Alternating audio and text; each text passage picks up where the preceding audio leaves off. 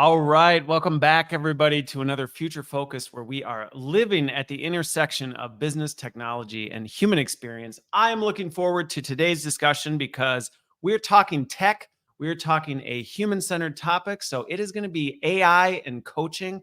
This is going to be a very fun conversation. Before I get into my guest and what we're going to talk about in more detail, though, if you are not already, check out the Substack in case you catch part of this. But don't catch the whole thing because every week I reflect on the conversation and share the Cliff Notes version of what you missed. So easy way to consume the whole thing in a bite-sized approach. But getting into it, I'm joined by Will Foussier, correct? Did I get it right, Will? There you go. You got it perfectly. I was using my best middle Midwestern French accent as I did that. Yeah, it's pretty good. Will, yeah, right. You're so polite. And he is the founder and CEO of AceUp, which is a coach. Well, I'll let you describe what it is that you do, but it's really focused on coaching. And we're going to be talking about what role does AI play, but also where does coaching play a role and why is it so critical at, in my opinion, what is one of the most tumultuous times in at least my lifetime in terms of what's happening with work and what people need to do and how to grow and how to be successful right now. So Will, thanks so much for joining me. We've been working a long time to get you on here. Thank you so much for having me, Chris. It's such a pleasure to be here. Yeah. Well, so I know you from all our interactions. We've gotten to know each other over the years, but others might not. So for folks who don't know Will with the awesome accent and very cool last name, what is kind of your backstory? How did you end up deciding to go into coaching as a service? Like, what was that journey like for you? Yeah, that was quite a journey. Was it a childhood dream that you said, you know what, I'm going to start a company that does this? You know what? I have to say no. It was not really a childhood dream. If you had said yes, you would be like maybe the third guest in 5 years of doing this that would have actually surprised me and said, yeah, no, actually, that's exactly what I was planning on doing as a kid. So you're not alone. Well, you know, I also really believe in something that coaching has taught me along the way, which is serendipity. And as Steve Jobs used to say, you know, sometimes life is a series of dots that you struggle to connect. And it's only when you look background that everything makes sense. And it is definitely a series of experiences that led me on this path. So I could not really foresee taking this path. But now that I'm leading this journey, it's obvious to me that there is nothing else that I would have hoped to do more than this.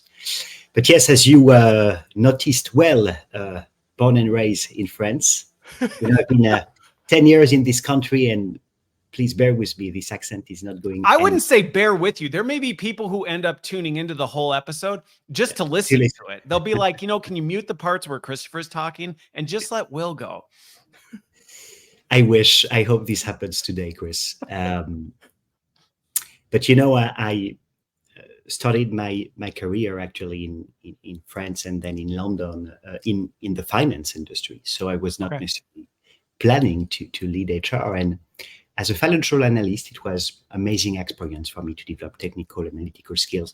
I could not really project myself in the world of asset management, and definitely. And I had the incredible chance to meet someone who was working at the Clinton Foundation. And this is what brought me to the US 10 years ago in New York City to work for the Clinton Global Initiative in social impact investment. And so long story short, I was leveraging the skills that I started to develop to fund humanitarian initiatives around education as a way to empower underserved communities. So this was really my first path to the democratization of education, which then led me to coaching and AceUp. Okay. Got it. Sorry. I told you backstage I have 7 kids and one felt the need I can to see. walk in right now. I'm like, what are you doing right now? Okay. That's awesome. So, well, and that's one of the things that's always interesting when I talk to people and they share, like you said, those dots that don't make sense until you step back and go, oh, that's how all these pieces fit together. It's always fascinating to me to listen to people's stories. And you know, I've done so much around career development and skills that you go, yep, Yep, I can see. Yeah, I can see how that skill tied into that, and that skill tied into that. And so then, what made you go? You know what? I really want to go deep into the coaching space specifically. Part of the solutions we were deploying at the Clinton global initiatives around education included coaching and training. Mm, And I was okay. early on quite mesmerized, to be frank, to see how it was by far one of the most impactful solutions to transform people's lives and Yeah. careers. And was I was a bit skeptical about it because I didn't know much about what coaching was. And I still had the stigma that you use coaching really when you have a behavioral issue with someone, but Yeah. not really I as a mean, way to sometimes has unleash potential. even in companies, sometimes that term has that stigma. Like if you're being coached, it's like, oh, because you're falling short here type of a thing. And it's like, no.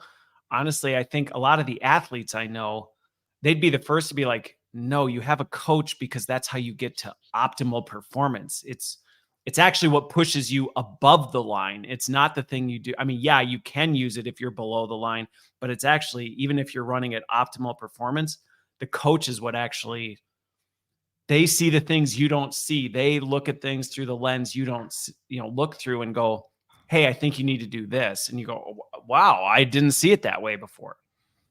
I think it's the metaphor you used is so well chosen. And I remember Eric Schmidt, the CEO of Google, former CEO of Google, who used to say, every athlete has a coach. Why not every manager has a Yeah. coach? And he even wrote a book called The $1 Trillion Company, where he talks about Bill Campbell and the incredible role Bill had at Google, Apple, Amazon, many companies in the world to cultivate a culture of performance through coaching. So Yeah. I couldn't agree more. It's perfect metaphor. And the industry has evolved significantly. We deploy much more coaching today as really a way to identify and unleash the potential of your talents. And I'm, of course, very much in favor of that evolution. I continue to uh, uh, really, believe in the concept that everybody deserves to have a coach in order to really express their full potential. So, that's by watching how Yeah. coaching impacted many others' lives that I gave it a try. It changed my life in a way that was extraordinary and then became the obsession in an industry, as we just talked about, that was still a bit opaque, how we can use technology to make it accessible to all. So there's a couple things you said there that I really want to pull out that I think are so important in that. One, we kind of talked about the stigma of like, oh, coaching's when you're falling short. And I think blowing the lid off that, and I've actually worked with a lot of organizations where I've said we need to come up with a different word for what we call where somebody is underperforming to help break this stigma around coaching. Because I've seen many well-intended companies go, hey, we're doing a coaching initiative, and employees kind of go, ooh, like, I don't know that I want to be affiliated with that because I'm concerned that I might get this stigma that, oh, I'm doing it because I'm not performing. And like actually being very intentional on the internal side as a practitioner going, hey, there's some identity politics and there's some cultural aspects you got to deal with if you're going to pursue coaching, because otherwise you might have people be resistant purely on the fact that they just go, yeah, that's not for me. And that sometimes gets overlooked because, like I said, I've seen well meaning people go, hey, we want to do coaching. And people go, well, nobody signed up. And you're like, well, that's because they thought they were going to end up on a PIP if they signed up for coaching type of a thing. So I think that is a really awesome piece. And then, I think the other thing with it that you brought up, and you said it right at the end, is the scalability challenge that has often plagued many organizations. And that's where, as I got to know, as I saw the coaching industry start to evolve and the work you're doing and others that are in similar spaces, where, we did kind of get to a point where people started to realize, hey, if you want to see performance impact, coaching it's like super impactful, like really impactful if done right.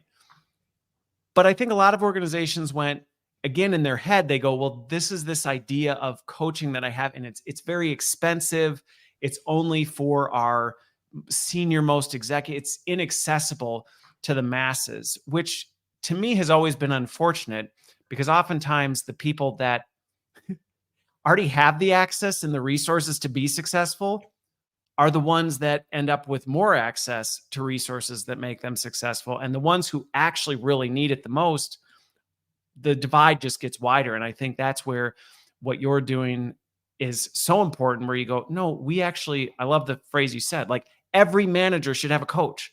Ideally, it'd be great if every employee had a coach that could say, hey, what are you really trying to achieve? And let us help figure that out. And I think that's one of the things that we'll get to in terms of how the technology has allowed us to do that better. It's you said so many interesting things that I want to quickly unpack, Chris. First of all, about the difficulty still to bring coaching into organization in the right way. Yeah.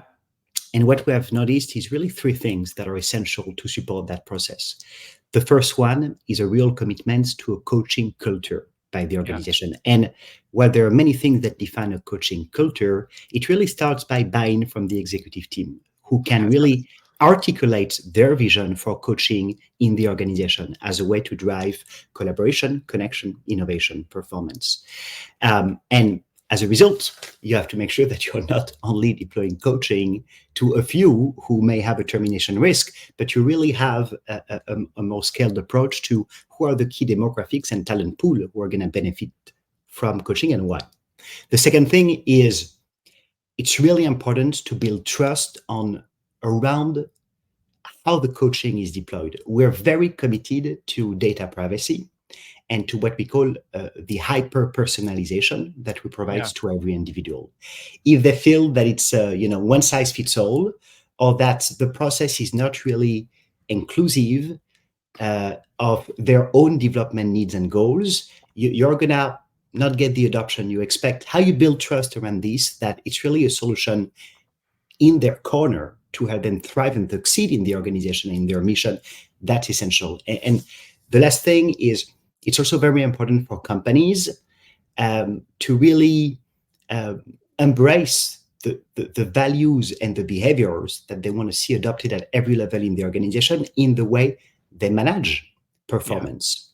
Yeah. And we had the chance to work, for instance, with L'Oréal, among many other organizations. I'm always in awe to see that every performance management is also inclusive of very specific leadership and management competencies that are understood and adopted by their managers. Long story short, it has to be part of your system and processes as a way people are recognized, celebrated, and promoted in your organization. So that's one thing about, how you can really bring coaching systematically, structurally in the right way. You seem you wanted to jump on that. Well, so I think one of the things, two of the things you said there that I think are really worth reinforcing is, first of all, one, that trust level. I mean, that is huge in an organization. Whether you're talking coaching, whether you're talking, literally anything, trust has such a critical dependency on, the success of what you're trying to do. And I think that piece, without that, it's not that you have to get that perfect to be successful with this, but it's like working on that in parallel with this and really making sure that's a priority alongside of it is huge. And I think the other one was that this is so often missing in many organizations I've worked with over the years, where when we say, what does it mean to be a good manager or a good leader? There's not a lot of clarity around what do we mean when we say that? And so it makes it very difficult for people to know, well, what am I really striving towards? It's like, well, just, be a good leader. And that's left up to interpretation, which is a really dangerous spot to be in, because if you as an organization have not established, hey, this is what we expect from our managers and from our leaders, and these are the kinds of behaviors, not only that we're saying, but that are modeled in the organization that people are held accountable to, it makes it very difficult even to get the most out of coaching, because you go, well, I want to be coached, but I don't really know what to be coached towards. And I think those are two things that organizations can do to maximize it. So I don't know if you have a response to that, but then I want to thread the needle on another point that you brought up. I do, and I think what you said is just so beautiful, and this is always why we are absolutely passionate and obsessed at AceUp about aligning individual transformation with collective transformation, because you cannot grow in silo. Peter Hawkins, who is one of our advisors and one of my mentor, who has very much influenced many of the solutions we bring at scale to organization at AceUp, says the sentence: if people don't grow together, they are likely to grow apart. And this as a philosophy that is essential to the approach of systemic team coaching in an organization. Just to be brief about this, as you say, as soon as you reach, usually it can be between 200, 500 employees, and you really want to start scaling organizational leadership structure, it is absolutely essential to have a common and shared understanding of what successful leadership looks like in our organization, and what are the critical behaviors and competencies that we expect managers at every level of the organizations to embrace, to adopt, to celebrate, to share, to teach, to coach people around them on. And this is absolutely fundamental. If you don't have this common vision, you don't have a clear context in which you can deploy coaching. It is.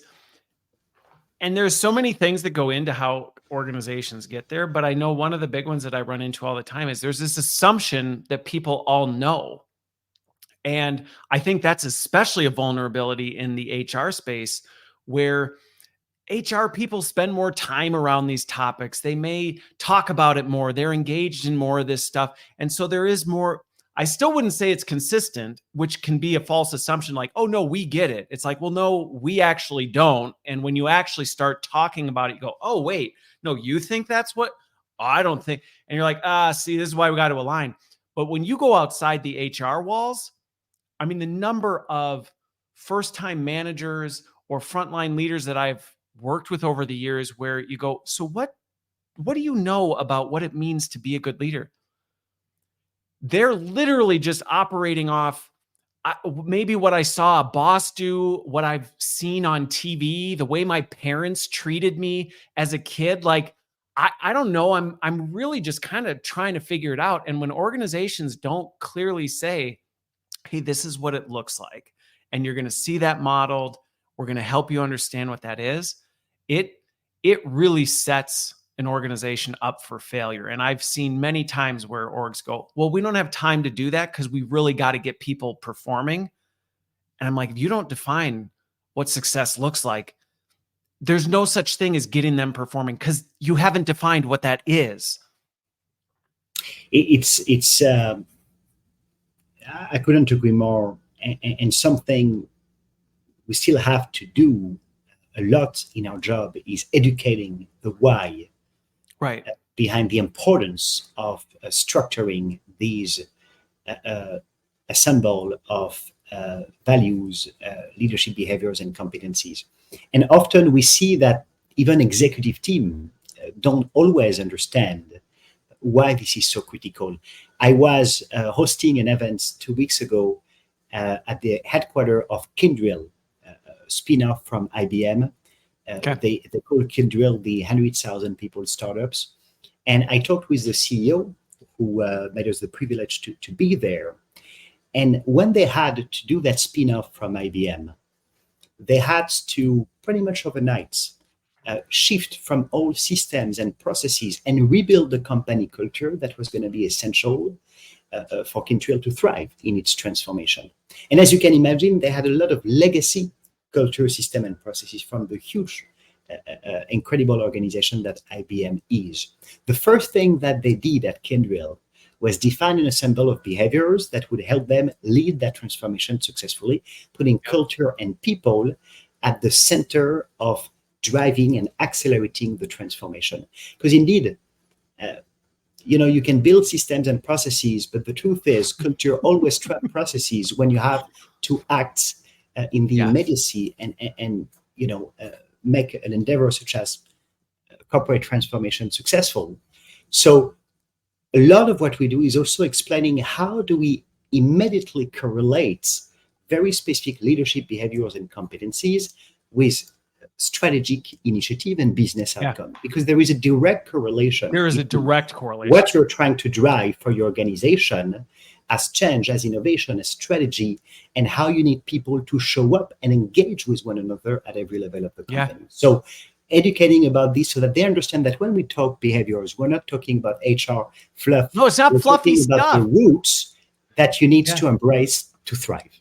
It's so important. And the number of times that I've talked with business leaders and articulated, hey, I'm not asking you to do something in competition with what you're saying your business priority is. I'm talking to you about the way by which you execute it. We're talking about the same thing. And I think oftentimes these things can be seen as like, yeah, we'll do that coaching, skill, behavior stuff, but right now we're really busy with this whole business priority stuff. And it's like, no. They're the same thing.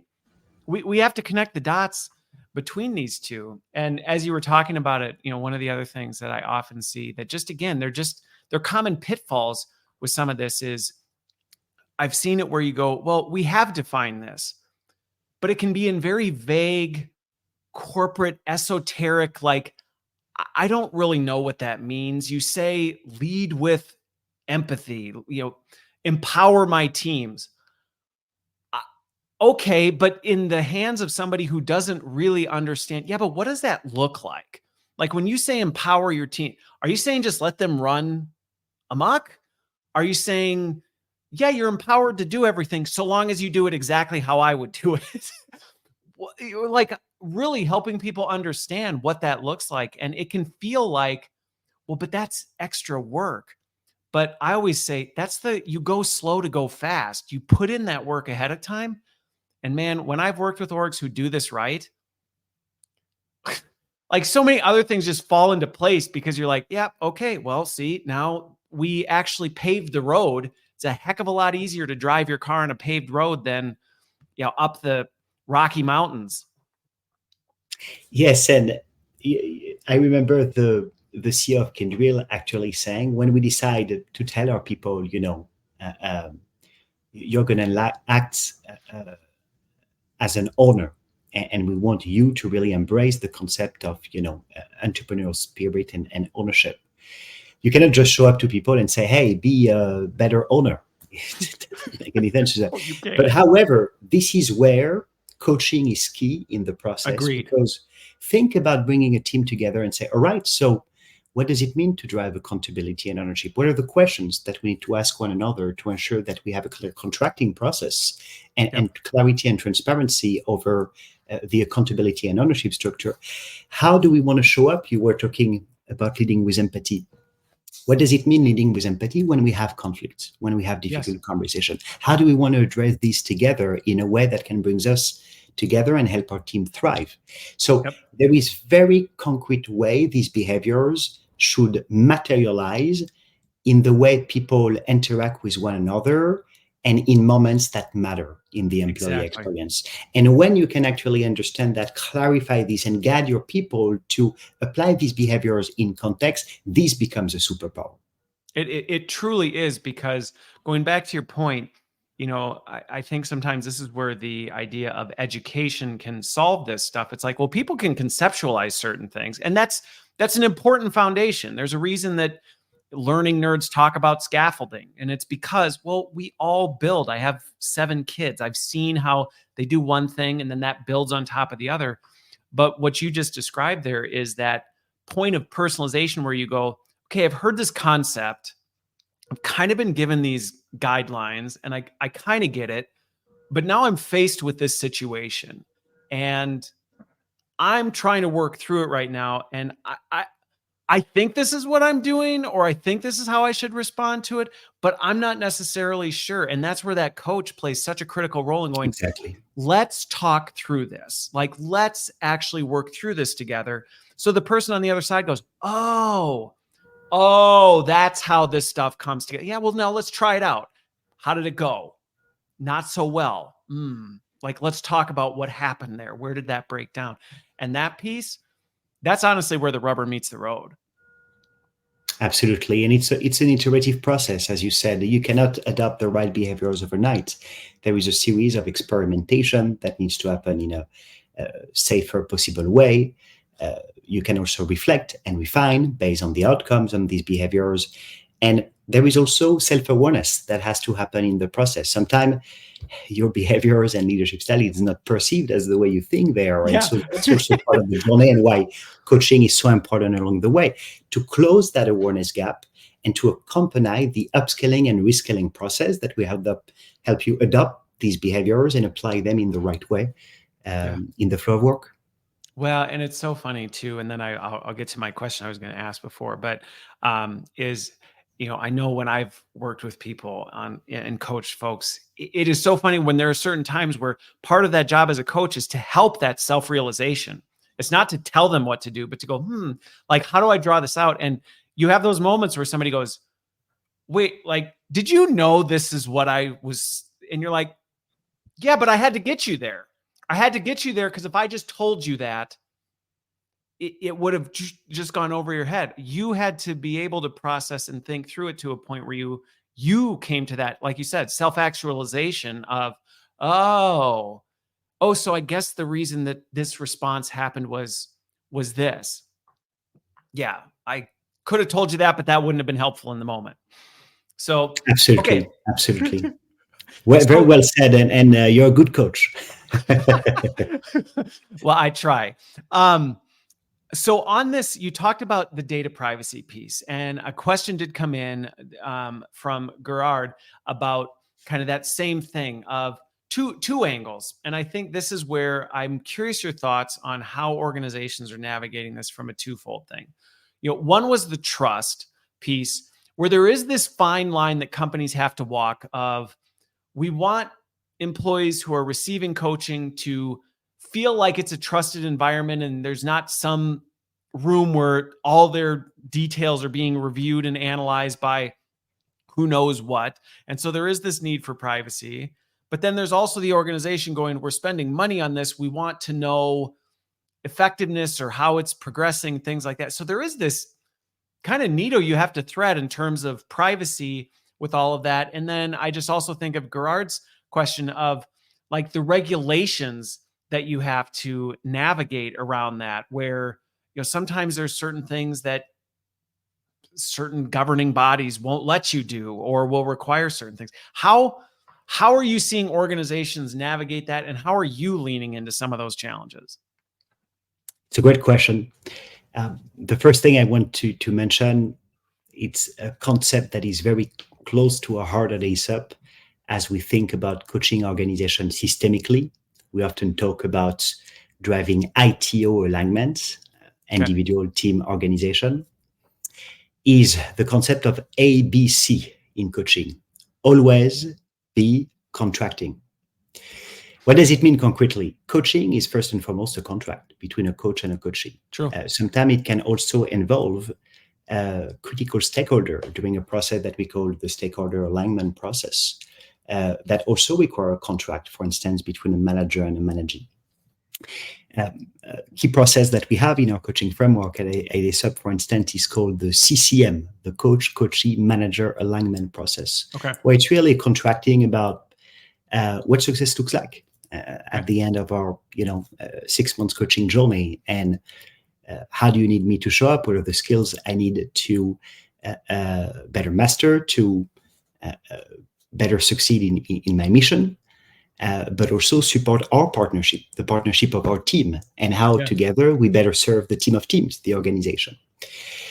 And it is indeed frequent, and I'm thinking about very specific HR initiatives such as high potential identification or succession planning. Sometimes you need the data, right? And so what is always very important for us is to go through a very transparent, inclusive contracting process for all the parties to understand what are the data that they will be okay to disclose in order to support the common goal of the coaching program. So it's important for me to start there because it's not true that in coaching, to respect confidentiality, you cannot share any data. That's not true. It's a I love that contracting process. Go ahead. I love that you bring that up, because there is this false dichotomy that That's right. it's one or the other. That it's like, no, Exactly. either we have to not say anything and it's all private, or it's everything and you have all, and it's like there is so much more middle ground in between it. And so I love calling that out, that it's like it's not an either or, it's not a nothing or everything. It's going through it. And similar to like what we talked about with identifying what it means to be a good leader, identifying, hey, what really does it mean to have sound data transparency while maintaining data privacy? And Exactly. it's not one or the other. And I think the other thing that you said that I really liked with that is how important the transparency piece is, of involving all parties in that discussion so they're aware. Because what I've seen is, and I know just even from my own experience, it's not even necessarily that people are opposed to certain data being used for things. It's not being aware that that happens. And then suddenly going, wait a minute, you what?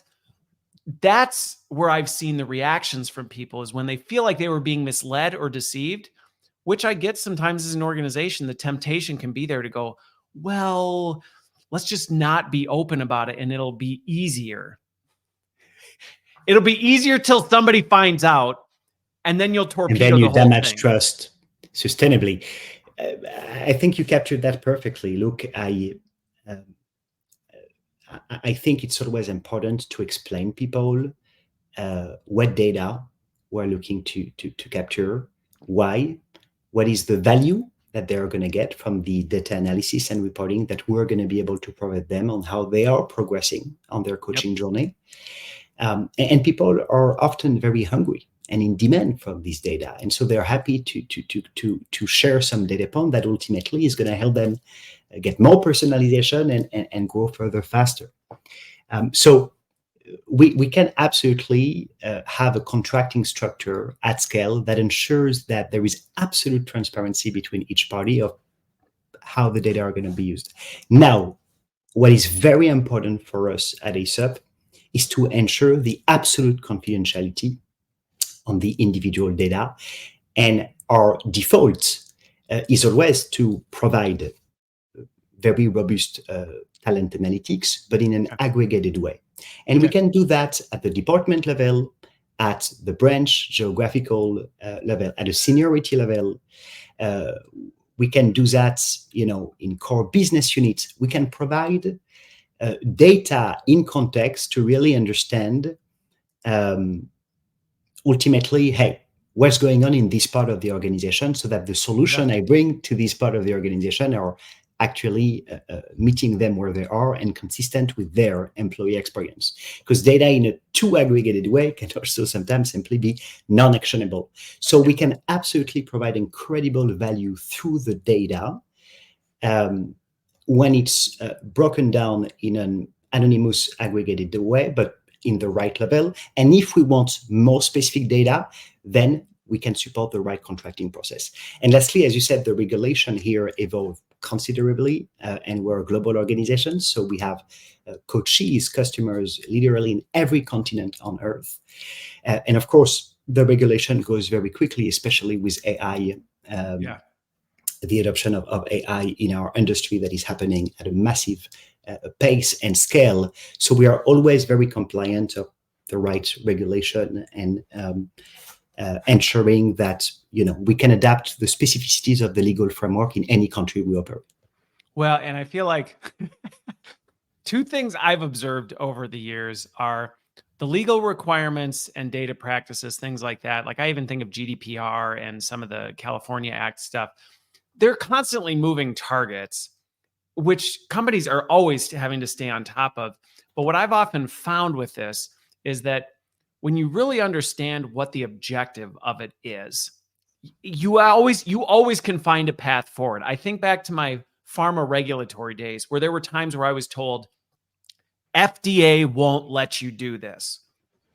And maybe it's just my personality, but I was always the one to go, yeah, but what is FDA really going for here? And when you really dug into it, there were times I'd be on the phone with FDA and go, is this what you mean? And if we did it this way, with this integrity and this kind, and again, having that human conversation, we were always able to find a way through. And I think that's one of the things where sometimes it can seem like these are impossible tasks, whether it's how do we balance privacy with transparency? How do we deal with data navigation and data? It's like, there's always a way. Sometimes you just got to do a little work and be willing to ask the right questions. And I've had the chance to speak with some members of the governments who work also in regulation, rather if it is the EEOC Commission or the commission in charge of adoption of AI in workplace. And they're very much in demand to work closely with the industry leader to build the right regulation, because themselves they have so much to work. So I think it's a very good point, and it's critical, of course, to understand, adopt these regulations, but also to support the industry's best practices so that it cannot also be a drag to sometimes absolutely necessary innovation.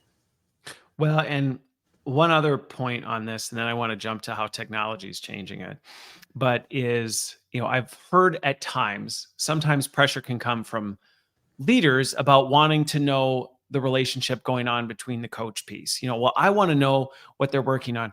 And I will just say, I'm curious if you have an opinion on this, but I told you I get very spicy about certain things. And this is one where whenever I run into that with leaders who want to know details about what's going on in the coaching relationship, my pushback is always for them to look in the mirror, because it goes back to that trust thing. And it's like, if your people don't feel comfortable sharing with you details, then that's a trust thing you need to work on with your people. Because what my experience has been is when I invest in deep, trusting relationships with the people that work for me, they're not afraid to talk about their vulnerabilities or what they're working through or some of the challenge. They're very open about that. But I look at that as that's my responsibility as their leader to create an environment that's trusting, where they share that. And if it's not there, for me, I look at that as an opportunity to go, what can I be doing more to create an environment where you feel safe sharing,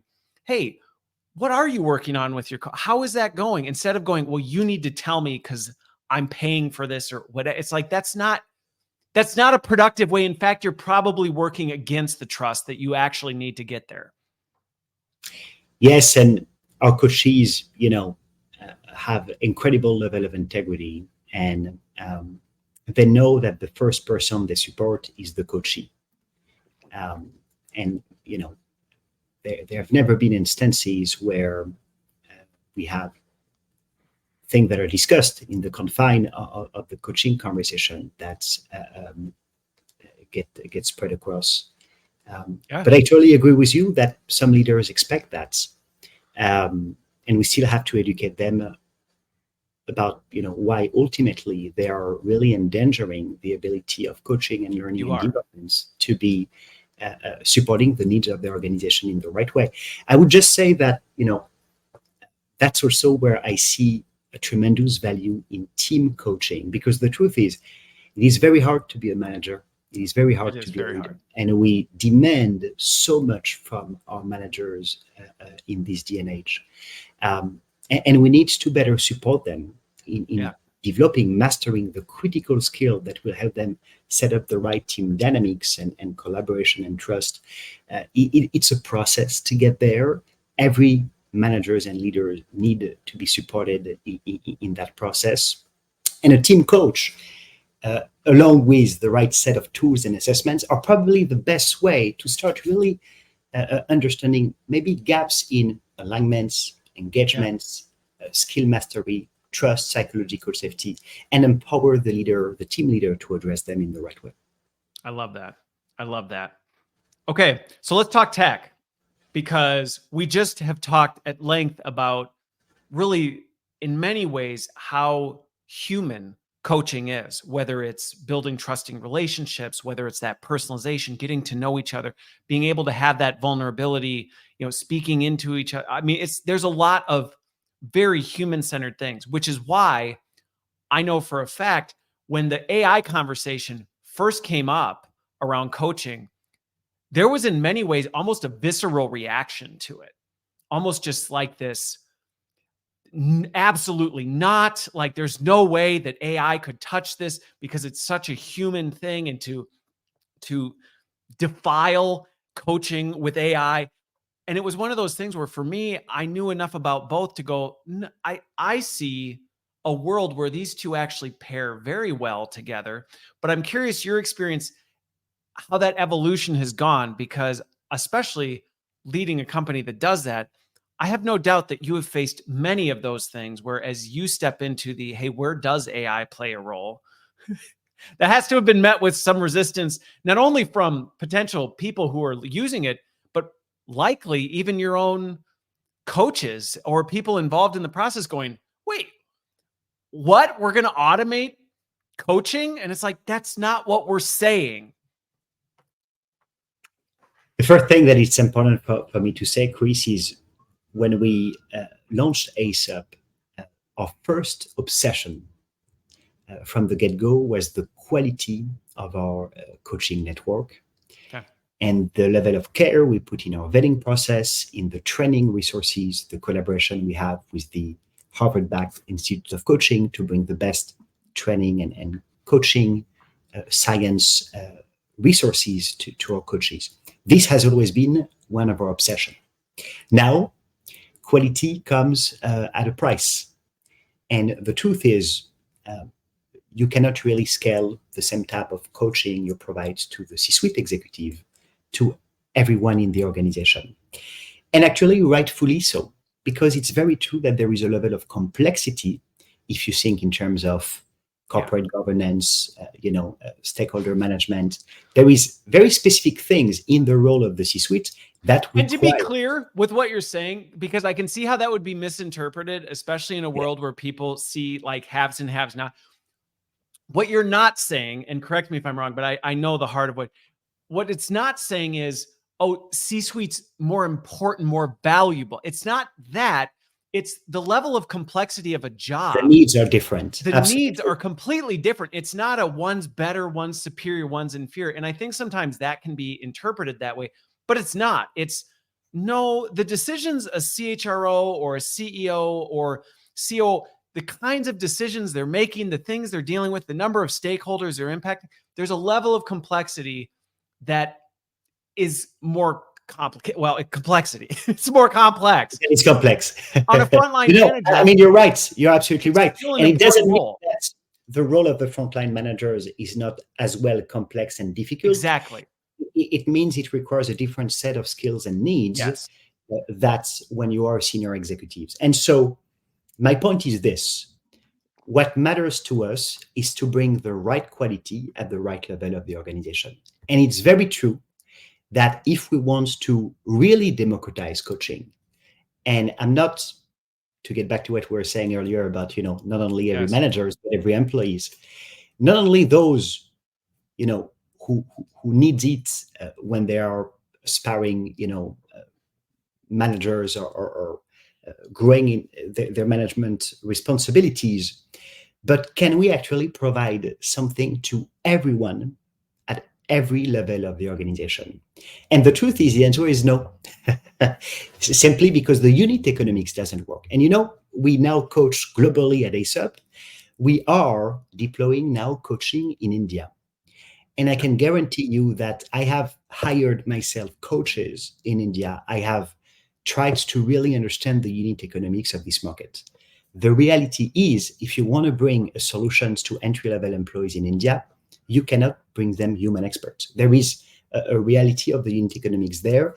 Yeah. What matters is to bring them the solution they need, and then understand the moments that matters when a human expert is key, so that they can also have access to this when needed. So I'm sure you understood where I'm going.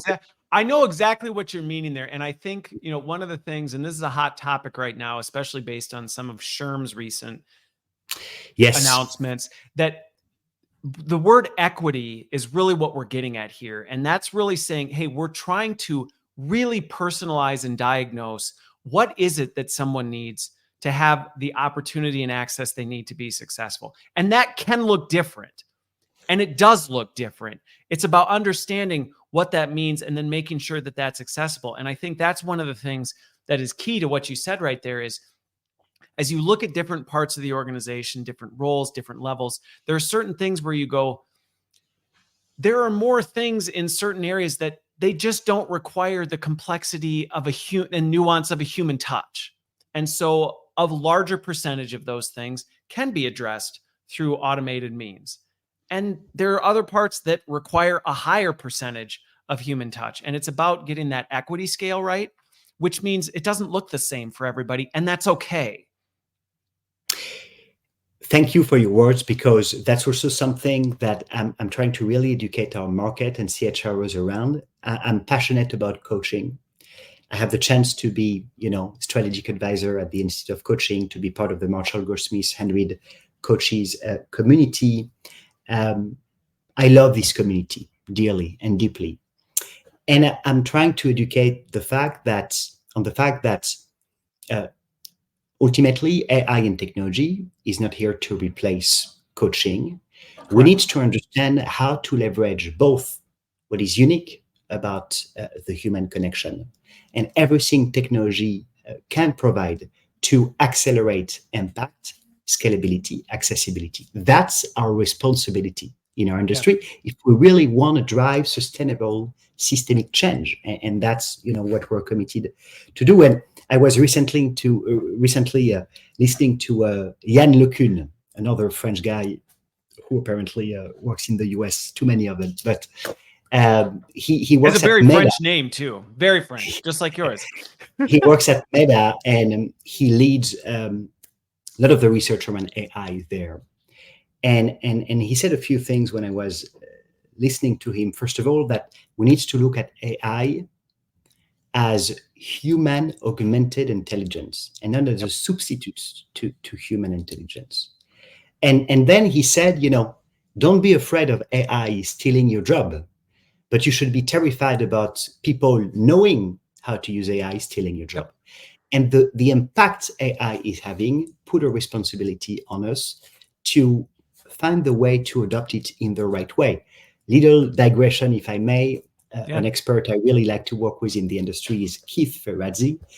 He's the author of the book Never Eat Alone, and he's actually launching his new book, Never Lead Alone, where he talks about the concept of teaming. Keith did an exercise that I think was really interesting at CHRO with CHROs at the last TED conference in Vancouver, where he basically brought them in the room and said, hey, imagine if we have to think about the use of AI to actually increase the meaning of our work, to improve our connection, to help us enhance and reinvent the employee experience. We think too many times in AI in a negative way, but let's try to be very intentional about how we want to bring AI in a powerful, human-centric way in the workplace. And it reminds me what a very famous author used to say, I'm more concerned about human acting as machine than machine acting as humans. And there is really something there, because it's very true. AI does not have to dehumanize us. On the contrary, if we bring it in the right way, and if we take ownership of that innovation within our respective organization, we can use it to build more connected, human-centric organization. I'm sure of that. Well, and I think with this, this is, I get passionate about this in a lot of areas for a lot of different reasons, because it's one of the areas I'm often misunderstood on this.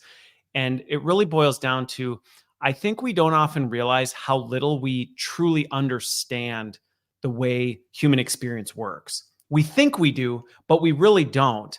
And we saw some of this in the pandemic, where there was this, oh no, we lost the in-person piece and we lost it, but we didn't really understand the depth of, but what was it that was, well, there's a thing. No, but we have to understand the thing so that we can deconstruct it and understand what components. And I think the same is true with human experience as we look at AI.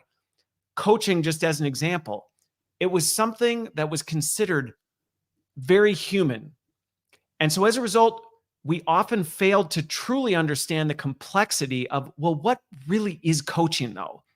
There's a lot more to it than just coaching. That's a box. Well, within that box are lots of different parts and pieces.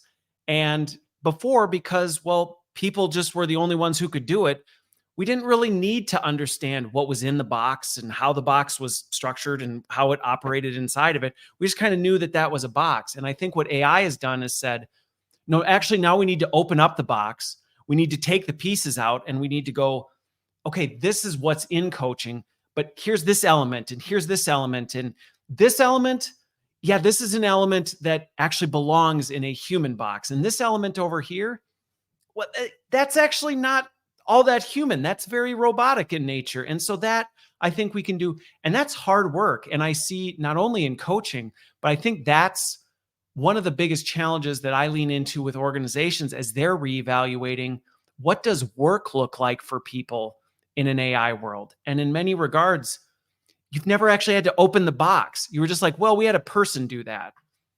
You're like, well, but I think what now? the metaphor What is of the that? box, I think, is very interesting, because one of the biggest impacts of coaching at scale and how we use technology to support the scalability of the deployment of coaching in context in the organization. Yeah. One of the biggest impact of that is the value of the data. And the truth is, many organizations with the HCM, HRIS starts to have more and more data points, rarely within context, rarely in a way that can really lead to actionable, pragmatic steps to make the employee experience and ultimately the organization's performance better. What I love about coaching at scale and AI is for a long time, coaching used to be a black box in the sense that coaching was deployed in silos. Yep. We had an expert who was going to connect with someone at some part of the organization. We didn't really know what they were doing. And what we knew is that they were not necessarily coached within context or, within the environments. And when you deploy different coaches with different methodology and you don't necessarily leverage the connection between this coaching journey to drive this collective transformation, there is a lot of missed opportunities there. Yes. And so what I love about technology and coaching at scale is how we can actually use this to help organizations be more proactive rather than reactive in their talent development strategy, and ensure that the way they deploy coaching, training, L&D, yes, meet individuals where they are, provide this level of personalization, but ultimately connects to collective values, collective goals, collective purpose. Who are we serving as an organization? What do we want to accomplish in the world together? And for me, this is such a new level of talent intelligence that we can bring to organization there, and why we're very passionate at AceUp about what we do in teams.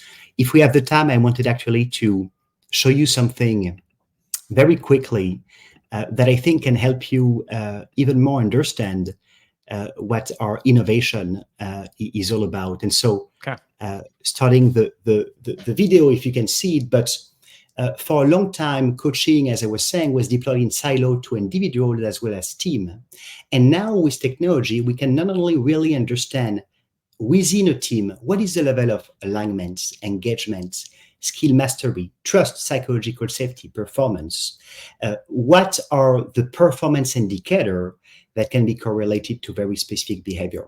But we can also see that not only within each team, but for teams across the organization. So we can start identifying, hey, which team has actually best practices, strengths in that category, which team has done this mistake, and how we can learn from that mistake to ensure that it doesn't happen again at other level of the organization. And so I hope that this gives you an idea of how this talent analytics through coaching is actually absolutely game-changing in driving more impact for individuals, for teams, and ultimately for organization and the broader society. So 2 things on that I think are so key here. And this is one of the things that I almost think reemphasizes a point. One of them reemphasizes a point we brought up before, and one is a fundamental mindset shift we have to make. So one is the trust piece we talked about before. And this is why the trust piece is so important, because you can be in a position where you can go, but if we have this kind of stuff, people are also going to know where our vulnerabilities are. Like everybody wants everybody to know what their strengths are, but they don't necessarily want to know everybody knowing, well, but we don't have it all figured out. And now people might know that. But again, if you have this in a trusting growth setting, then people go, but that's okay, because it's not about you're bad, it's punitive. It's, hey, let's leverage your strengths to lift up other people. We'll use your opportunities as growth areas, and we'll use the growth opportunities of other people to use your strengths. But that requires a high degree of trust to know that, hey, that's what we're really trying to do with this. It's not so that we can go into the data and go, you're really bad at conflict, so we're going to penalize you. No, it's so that we can say, hey, this is your greatest opportunity. Here's where we have some strength. Here's how we balance that out. And are we making progress? And I think that reinforces that. And that is called a culture of coaching.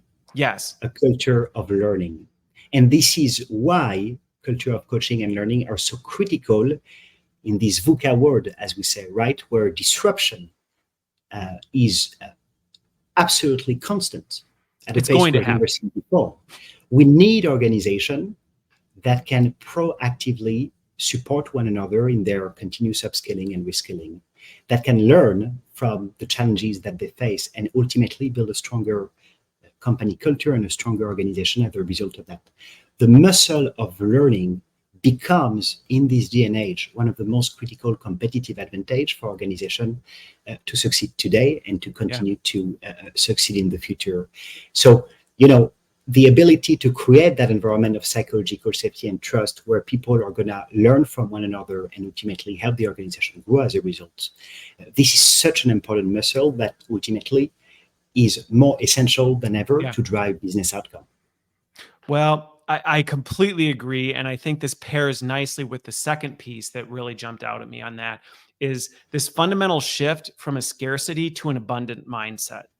That is so required in this, because going back to the example of where things used to be in silos, and some of that was very intentional, where it was like, well, I don't really want people to know because I'm keeping that private, because somehow keeping it private makes me feel like I'm more secure. And as an example, a parallel with this, and it actually leads to missed opportunity. And a parallel I'll give with this was I was with one large organization, and where I saw this a lot was with vendors, where a lot of vendors were in silos and there wasn't a lot of data sharing across, because again, it was one of this, well, but I'm afraid if somebody knows that we're over there and over here, they might consolidate and reduce.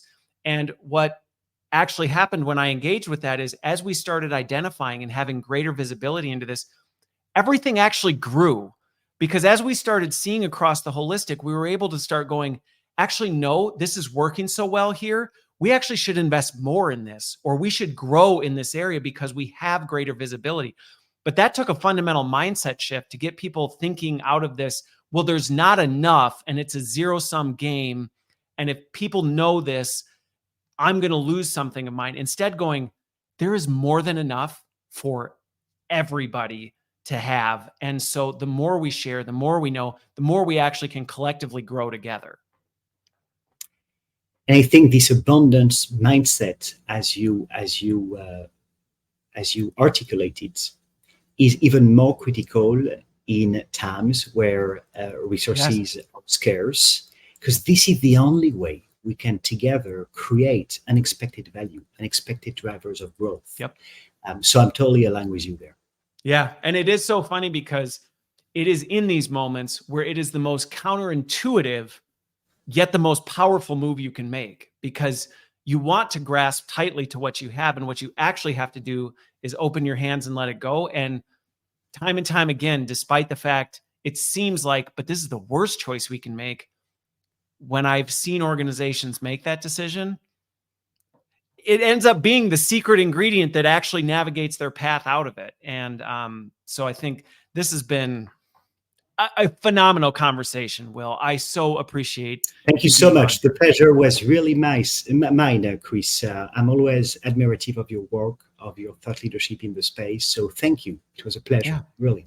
Well, I hope everybody who watched and listened, one, has a lot more to think about as it comes to coaching and the role it plays and the value it adds, and how it's really a value to it's not a punitive thing. I think hopefully it helps people not only know that, change their mindset, also better understand the role it plays and where it fits. But I think also the role technology plays in it, because I think there's a lot of transferable lessons from this that can be applied in many other areas. That AI done right is not about taking, and this goes back to scarcity versus abundance. It's not about taking what you have. It's about multiplying what you have and actually getting you spending things in more important areas. So this has been awesome, Will. Thank you for the time. Thanks everybody for watching and listening, and we will see you on the other side.